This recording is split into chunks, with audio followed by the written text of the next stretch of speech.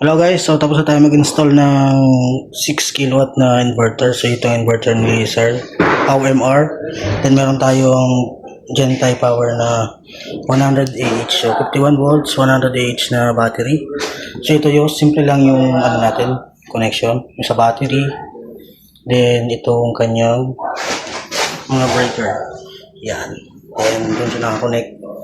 So yan yung complete na view niya. So ongoing pa rin yung ginagawa. So ang nakaload sa kanya ngayon, mga ilaw. Yan. So pure battery yung nagana ng bossing. So yan. So tama, meron siyang ito, induction.